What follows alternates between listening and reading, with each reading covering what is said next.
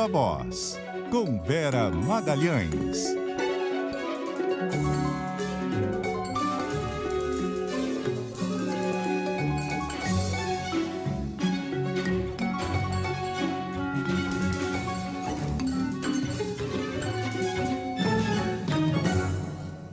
E aí, Vera? Boa tarde, Sardenberg. Boa tarde, Cássia. Todo mundo que nos ouve e nos assiste. Boa tarde, Vera. Vera veio vestida de cardeal hoje.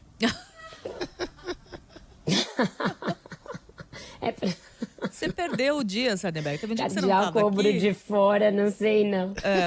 Esse cardeal tá diferente. Você perdeu um dia que você não estava aqui. A Vera veio com uma blusa vermelha e eu estava com uma blusa amarela. E um ouvinte escreveu pra gente dizendo que nós estávamos a dupla ketchup e mostarda. E pior que estava aparecendo mesmo.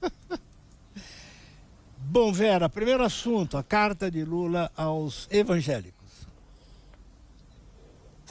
Ele finalmente divulgou, ampliou a carta, os compromissos da carta que tinha sido esboçada e decidiu destiná-la especificamente aos evangélicos e não a todos os cristãos, Sardenberg. Para mim, esses foram os pontos que chamaram a atenção. Até aqui vinha sendo gestada uma carta para falar aos cristãos e falar em termos do que diz a Constituição, do que dizem as leis, que asseguram a liberdade religiosa, que asseguram a liberdade de culto e de pregação no Brasil. Ele foi um pouco além, destinou a carta especificamente aos evangélicos, que é o segmento entre os cristãos em que ele vai mal nas pesquisas. Segundo a última pesquisa do IPEC, Bolsonaro tem 65% entre os evangélicos e ele tem 31%. E além de garantir que vai ser assegurada a liberdade de culto e a liberdade de pregação, ele lembra o que ele fez para esse público evangélico quando foi presidente, ressalta a importância das igrejas na construção de trabalhos sociais, de trabalhos junto à família, em parcerias com o governo nesse tipo de empreendimento, e também diz textualmente que não vai fazer nada que signifique fechar igrejas ou promover alguma perseguição a pastores, a crentes, para fazer aí uma dissuasão dos boatos que estão sendo disseminados desde o primeiro turno em igrejas e que continuam sendo disseminados por pastores, por lideranças religiosas, por políticos bolsonaristas, tanto em grupos de WhatsApp, quanto em redes sociais, quanto em pregações em templos mesmo. Então, a carta foi lida num evento com várias lideranças religiosas. Nela, o Lula se dirige aos irmãos, irmãos e irmãs evangélicos, é assim que...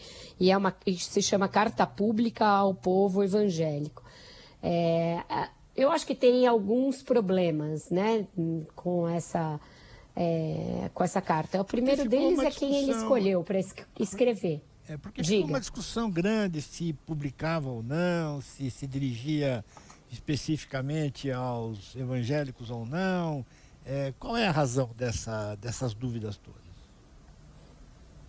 Entenderam que estava tendo muito desgaste e que a diferença 65-31 num público que hoje representa aí uma grande parcela do eleitorado pode significar votos valiosos na hora H, principalmente porque eles acreditam que a eleição vai ser mais apertada do que as pesquisas mostram até aqui. Então, na linha de que todo voto conta e de que era preciso conter a erosão nesse público e conter as fake news nesse público, o Lula acabou sendo convencido a divulgar a carta, algo que ele resistia. Ele achava que era entrar no jogo do Bolsonaro, dos apoiadores do Bolsonaro, que era vestir uma carapuça que ele não deveria vestir, uma vez que ele não fez nada que significasse perseguição a religiosos de qualquer natureza, mas acabou sendo convencido em nome dessa convicção que existe no entorno dele de que a eleição vai ser mais disputada do que se esperava de início e até do que indicam as pesquisas até agora, Sardenberg. O maior problema que eu vejo nessa carta é a origem dela. Ela foi escrita pelo Gilberto Carvalho. O Gilberto Carvalho é católico com uma grande penetração na Igreja Católica, com um grande passado ali de associação com a teologia da libertação, com as comunidades eclesiais de base. Ele é dessa vertente católica do PT. Não é a pessoa mais indicada para escrever um texto falando para os evangélicos, não tem lugar de fala nesse caso. Então, eu acho que o Lula, em todas as searas, né, da campanha dele, está cercado pelos petistas históricos, os que sempre o acompanharam nessa caminhada. Essa é uma das razões de dificuldades dele nesse segundo turno, porque ele, embora tenha ampliado muitos palanques, atraindo pessoas como a Simone Tebet, alguns tucanos históricos, os pais do Real, essas pessoas não ganharam lugar de formulação na campanha dele nesse segundo turno. Continuam sendo aqueles petistas históricos de raiz, os que fazem a cabeça dele, os que estão ali na tomada de decisões. E isso também é visto como uma das razões pelas quais se resiste tanto na campanha a dar os acenos que alguns setores dos que estão chegando agora, dos apoios da Frente Ampla, acham que seriam necessários para ele assegurar a vitória sobre Bolsonaro. Que é incluir essas pessoas que estão declarando voto e tal na sua campanha. Nisso, na formulação mesmo, né? Não só incluí-los nos palanques pedindo voto e declarando apoio, mas também acatando sugestões do que seria importante fazer em termos de política econômica, em termos de aceno para a composição de um governo mais plural, esse tipo de coisa. Hoje tem uma entrevista do Rui Falcão no Globo, em que ele diz que estão cobrando do Lula que ele se comprometa com um programa que não é o dele. Mas talvez com o programa dele falte voto para ganhar. E que a diferença para ganhar seja justamente ele ganhar com um programa que não é só o dele, mas o que representa essa frente ampla anti-bolsonarista que ele quer representar. Então, eu acho que talvez falte essa percepção. Mesmo nessa demora em falar com os evangélicos e quando decide falar escala um católico, mostra que talvez não tenha entendido a dimensão do quanto que a sociedade brasileira mudou nos últimos 20 anos que separam a primeira eleição do ex-presidente Lula de agora.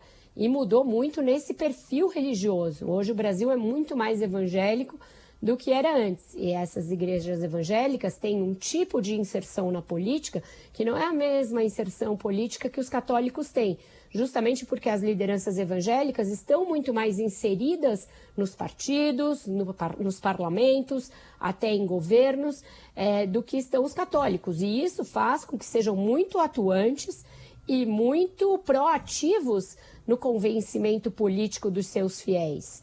E isso explica uma parte da dificuldade do Lula em chegar nesse público.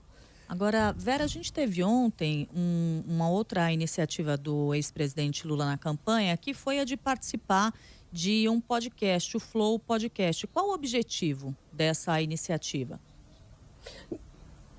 Um objetivo de furar a bolha, de falar para um público que não é o dele, e foi muito bem sucedido, ele se saiu muito bem, o Lula tem se saído melhor em entrevistas do que em debates nessa eleição, tem sido uma tônica, ele foi muito bem no Jornal Nacional, muito bem no Ratinho e muito bem nessa entrevista. Foram os 3 pontos altos de declarações dele, e não tão bem nos debates. Mas aí um recorde de audiência, acima do Bolsonaro. Isso era importante, porque nessa guerra dos podcasts, você ter uma audiência alta conta inclusive para espalhar isso pelas redes sociais, fazer os recortes, etc. Estava indo muito bem. Conseguiu, por exemplo, tirar do Igor, que é o apresentador, a declaração de que ele é um formando do ProUni. E foi um momento ali em que houve uma empatia entre os dois, o Lula estava dominando a entrevista. E aí o que acontece?